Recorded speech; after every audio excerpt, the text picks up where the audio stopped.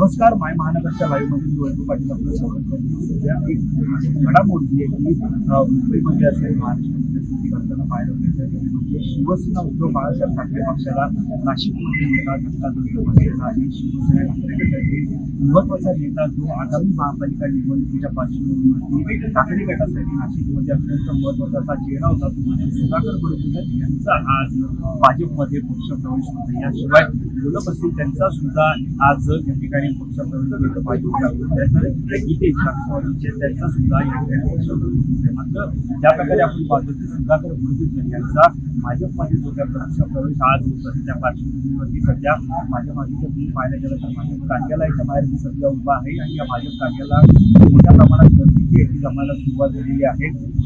आज सकाळी औषध केल्याच्या नंतर सुधाकर बडगुजर हे मुंबईच्या दिशेने निघाले. त्यांच्यासोबत जवळपास 4 ते 5 हजाराहून अधिक कार्यकर्ते सुद्धा येत असल्याची माहिती सध्या समोर येत आहे. मात्र या प्रकारे कार्यकर्त्यांसोबत सुधाकर बडगुजर मुंबईच्या दिशेने जे काही ते निघाले त्या पार्श्वभूमीवरती नाशिकमध्ये नक्कीच शिवसेना उद्धव बाळासाहेब ठाकरे पक्षाला कुठेतरी पिंडार पडण्याची शक्यता व्यक्त केली जात आहे. कारण आगामी महापालिका निवडणुकीच्या पार्श्वभूमीवरती स्थानिक पातळीवरती गटबाजी असेल किंवा एकंदरीत सगळ्या कार्यकर्ता असेल, मित्रमंडळी असेल यांना एकत्रित ठेवणं हे अत्यंत महत्त्वाचं आहे. कारण बऱ्याच कालावधीनंतर, बऱ्याच वर्षांनंतर आता महापालिकेच्या निवडणुका होऊ घातलेल्या आहेत. आगामी काळामध्ये या निवडणुका होणार आणि त्या पार्श्वभूमीवरती या नाशिकमध्ये सुद्धा सुधाकर बडगुजर त्यांचा चेहरा होता, तो अत्यंत महत्त्वाचा होता. मात्र त्यांना कुठेतरी आता एकंदरीत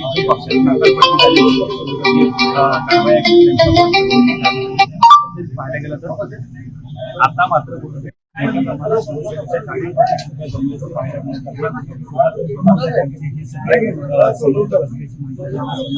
साधारणतः थोड्याच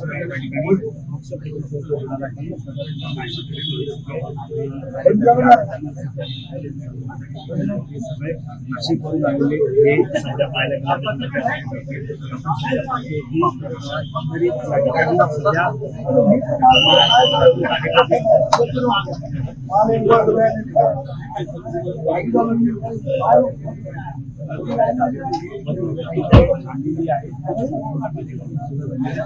सध्या आपण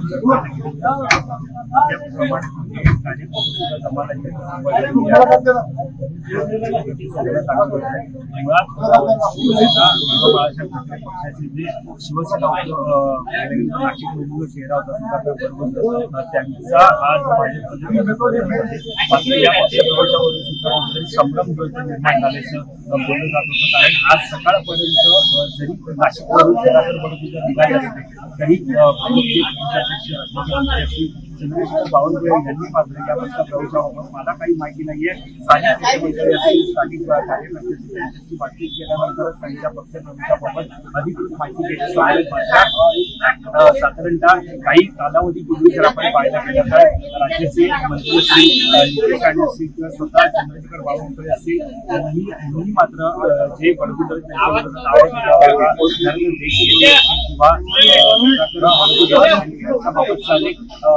फोटो जे त्यावेळेला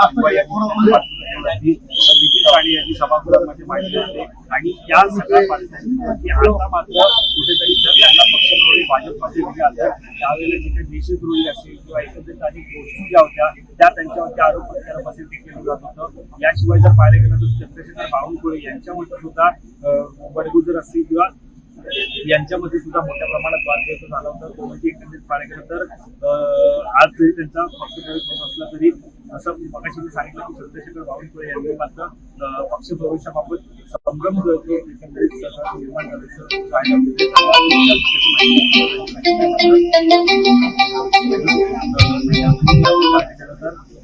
कसिनोमधील क्षेत्राचे संजयराव त्यांनी त्यामुळे चांगली गडबड जे आहे त्यावेळेला उडाली होती आणि यासोबतच एकंदरीत त्यांच्या हा फोटो बडगुजर यांच्या माध्यमातून संजयराव यांच्यापर्यंत पोहोचलेला असे आरोप केले जात होते. दरम्यान त्या पार्श्वभूमीवरती जो वाद जो तो उठला होता तो म्हणजे एकंदरीत मुंबई बॉम्बस्फोट प्रकरणातील आरोपी सलीम गुप्तासोबत नाच केल्याचा बडगुजर यांचा व्हिडिओ सुद्धा नितेश राणे यांनी तो विधानसभेत सादर केला होता आणि त्यावेळेला देशद्रोही असे सुद्धा आरोप त्यांच्यावरती केले होते. मात्र आता त्या प्रकारे एकंदरीत त्यांना जरी केला जात असला तरी त्यांच्यावरती जे बावनकुळे असतील जे काय असतील त्यांच्याकडून जे आरोप करण्यात आले त्या आरोपांना पाठीशी मात्र या सगळ्याच्या पार्श्वभूमीवरती आपल्याकडे साधारणतः 2.5 ते 3 वाजता भाजपमध्ये एकंदरीत पक्षप्रवेश होणार असल्याची माहिती सध्या समोर येते. त्यामुळे या पक्षप्रवेशावरती आपलं लक्ष असणारच आहे. या संदर्भात